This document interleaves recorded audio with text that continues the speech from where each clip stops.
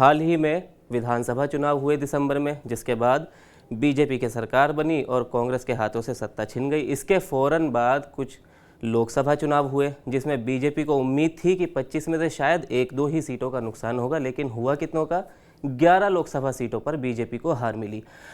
अब ये 11 सीटों की हार जो है वो बीजेपी प्रदेश अध्यक्ष हो या सीएम भजनलाल हो या बाकी के वरिष्ठ नेता हो, ये उनकी नाक का सवाल बना हुआ है कि आखिर ये हार क्यों हुई है, और इस पर समीक्षा लगातार की जा रही है।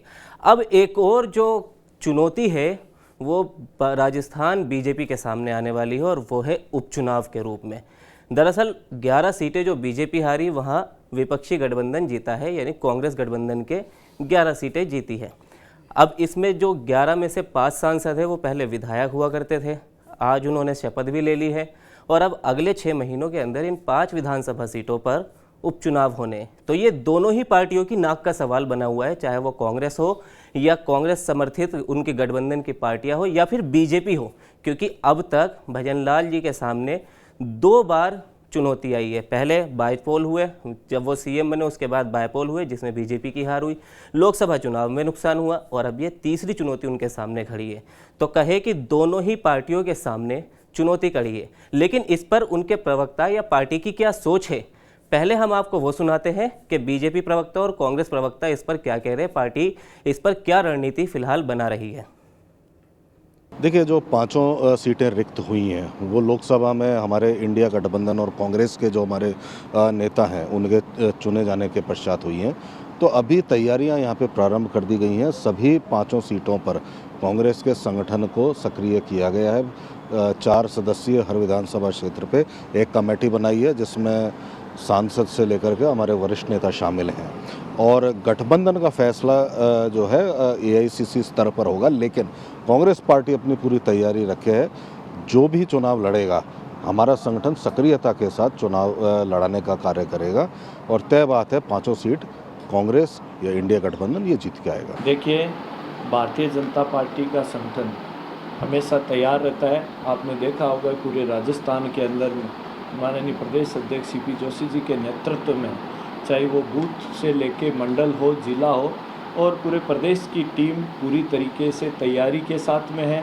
और रही बात जीत का दावे की, तो मैं कहना चाहूँगा कि जिस प्रकार से माननीय प्रदेश अध्यक्ष सीपी जोशी जी के नेतृत्व हमारा संगठन काम कर रहा है, और राजस्थान के अंदर माननीय भजनलाल जी मुख्यमंत्री के रूप में एक कार्यकर्ता के रूप में रहते हुए आज सरकार के अंदर काम कर रहे हैं, तो निश्चित रूप से ये जनता ने मानस बना रखा है कि जनता भारतीय जनता पार्टी के साथ है, युवा भारतीय जनता पार्टी साथ है, महिलाएं भारतीय जनता, किसान वर्ग हो, चाहे पूरी तरह, तो 5 की 5 जितने जो भी उपचुनाव होने वाले हैं निश्चित रूप से भारतीय जनता पार्टी इसमें जीतेगी। लेकिन देखिए, भारतीय जनता पार्टी का जो संगठन है पूरी रणनीति बना चुका है, कार्यकर्ता हमारे सभी बूथों पर डटे हुए हैं। जिस प्रकार से आपने देखा होगा कि अगर मैं वोट प्रतिशत की बात करूं तो भारतीय जनता पार्टी को अधिक मत मिले, कुछ सीटों पे जो सफलता नहीं मिली है, निश्चित रूप से जो कमियां रही है उसको हम पूरा कर रहे हैं, दूर कर रहे हैं, और पूरा संगठन और सरकार दोनों मिलकर इस चुनाव के अंदर काम करेंगे, और निश्चित रूप से 5 सीटें हम जीतेंगे। तो ये तो वो बात थी जो पार्टी लाइन इस वक्त फॉलो कर रही है। देखिए, किसी भी चुनाव से पहले सभी पार्टी के प्रवक्ता हो या नेता हो वो यही कहते हैं कि हम सभी सीटों पर जीत हासिल करेंगे, लेकिन नतीजे क्या होते हैं वो आने वाला वक्त ही बताता है। अब फिलहाल जो ज़रूरी नेता है, देखिए आप स्क्रीन पर देख सकते हैं, ये 5 से 6 नेता ऐसे हैं जिन पर यह पूरा उपचुनाव निर्भर करता है। सबसे पहले बीजेपी की बात करते हैं, क्योंकि भजनलाल इस वक्त सीएम है, और मैंने अभी आपको इससे पहले भी बताया है कि भजनलाल के सामने तीसरी और बड़ी चुनौती है वसुंधरा राजे, क्योंकि वसुंधरा राजे का हाल ही में एक बयान सामने आया। काफ़ी लंबे समय बाद उन्होंने अपनी चुप्पी तोड़ी, और चुप्पी ऐसी तोड़ी है कि उसकी दिल्ली तक चर्चा की जा रही है। अब उसको कई मायने उसके निकाले जा रहे हैं। इसके अलावा अशोक गहलोत और सचिन पायलट अपने आप में एक अहम फैक्टर है। अब बाकी के 2 नेता जो यहाँ आपको नज़र आ रहे हैं डिस्प्ले पर आपकी, सबसे पहले हनुमान बेनीवाल जो कि नागौर से सांसद बने हैं और खींवसर से वो विधायक थे। इसके अलावा राजकुमार रोत, ये दोनों ही नेता बड़ी अहम भूमिका रखते हैं, क्योंकि ये कांग्रेस गठबंधन के साथ या कांग्रेस के समर्थन के से ये इन्होंने जीत हासिल की है। हालांकि बेनीवाल कह रहे हैं कि उनकी वजह से कांग्रेस को कई सीटों पर जीत हासिल हुई है, तो वहीं रोत का भी इसी तरह का मानना है। खैर, अब इस पर चर्चा करने के लिए हमारे साथ पुष्कर सर मौजूद हैं हमेशा की तरह। और सर, सबसे पहले मैं ये पांचों जो उपचुनाव सीटें, जिन सीटों पर उपचुनाव होना है, उसके सबसे पहले आप समीकरण बताएं और इसमें इन नेताओं की क्या अहम भूमिका हो सकती है वो एक बार बताएं। पहले तो जैसे आपने बताया कि 5 सीटों पर चुनाव होना है जी। 5 में जो 3 सीटें हैं कांग्रेस की, दौसा जी, देवियाल देवनियारा और झुंझुनू। जी। झुंझुनू सीट ब्रजेंद्र ओला के सांसद चुने जाने से खाली हुई। हाँ जी। और वो परंपरागत सीट है, सीसराम ओला परिवार से आते हैं जी। और कांग्रेस वहां कंफर्टेबली वो सीट मजबूत मानी उनकी जा रही है। अब आ जाते हैं दौसा सीट। हाँ जी। दौसा सीट मुरारीलाल मीणा सांसद बन गए हैं। हाँ जी। और वो सीट पे जिसको सचिन पायलट कहेंगे, वो दौसा में अपनी पूरी हनक के साथ और धमक के साथ काम करते हैं। वहां भी आपने देख लिया। जी। वही हाल जो टोंक सवाई माधोपुर के नए सांसद बनकर पहुंचे हैं कांग्रेस से, हरिश्चंद्र मीणा, वहां भी वो भी सचिन पायलट का गढ़ है, खास माने जाते हैं और गढ़ माना जाता है। गढ़ है। देवियाला उनियारी सीट पर भी यही रहेगा। जी। तो इन 3 सीट पे दरअसल कांग्रेस यहां पर इसलिए ज्यादा अभी समझौता करेगी नहीं, चाहे बेनीवाल हो, चाहे राजकुमार रौत हो। जी।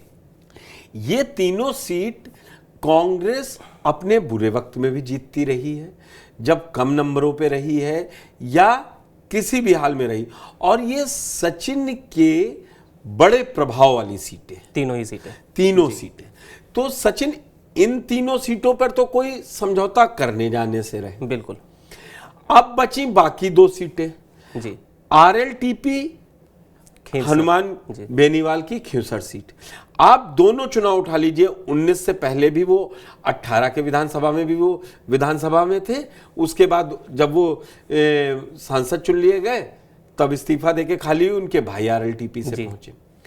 दरअसल इकलौती सीट राजकुमार रौत की भारतीय आदिवासी पार्टी है जो उस पर पेच है 84 पर बीजेपी भी कब्जा कर चुकी है पहले, और कांग्रेस भी कर चुकी है। रौत ने क्या किया है, वो भजनलाल शर्मा से 6 जून को मिल चुके हैं। जी। और जिस तरीके से आपने बताया कि वो इंडिया गठबंधन के सहयोग या कहें कांग्रेस से जीत के आए सहयोग से, मगर वो बड़ा नाटकीय ड्रामा हुआ। आपने सीट पे देखा कि जिसको भी फॉर्म दिया गया वो फोन स्विच ऑफ करके बैठ गया। फिर कांग्रेस ने कहा कि ये हैं और हम करेंगे, फिर नहीं लड़ाया। और उसका राजकुमार राउत ने 4 जून को जीतने के बाद कहा, बोले किस कांग्रेस की आप बात कर रहे हैं? जी। वो कांग्रेस जिसका प्रत्याशी मेरे खिलाफ लड़ा था। जी। अब वहीं पर सारा पेच अटक गया है। जी। अब जो दूसरी बात है कि यहां पर बीजेपी के लिए एक बड़ा चांस है, जो 3 दिसंबर को रिजल्ट आए तो इन 5 सीटों पर उसने हार का सामना किया। उसके बाद मंत्रिमंडल गठन के बाद सुरेंद्र सिंह टीटी मंत्री के हार, ये एक बड़ा दाग उन पर लगा। उसके बाद फिर 3 महीने के अंदर चुनाव नतीजे आए तो उसमें बहुत बड़ा झटका लग गया। उसमें हुआ कि जो 25 की 25 2 बार से जीत रहे थे, उसमें इस बार 11 का अंतर आ गया। हाँ जी। तो जब 11 का अंतर आया तो एक तरीके से कुल मिला के अब बीजेपी ये सोच रही है कि ये वो मौका है जो हमको यहाँ पर कामयाब, या अभी 4 साल ये लोग हराएंगे कि आपको आते ही हरा दिया था और ये देखिए, ये कांग्रेस अपनी रिटेन कर ले, राजकुमार राउत और आरएलटीपी कर ले, तो ये जिन प्रवक्ताओं की आपने बाइट सुनाई, ये पार्टी लाइन पे यही बोलते नजर आए, भाई ना मेरे खाते में थी ना कुछ, हमने कोशिश की, शायद जनता ने नहीं, हम फिर से काम करेंगे, समीक्षा करेंगे। वो मतलब यही बातें चली। ये जी। ऑन रिकॉर्ड क्या आएगा, अगर एक सीट पे भी बीजेपी जीत हासिल कर लेती है तो कहते नहीं, जो जख्म पे है ना तो हल्का सा मरहम हो जाएगा। और फिर एक नहीं जीतती है ना तो बीजेपी में बड़ी लड़ाई देखने को मिलेगी।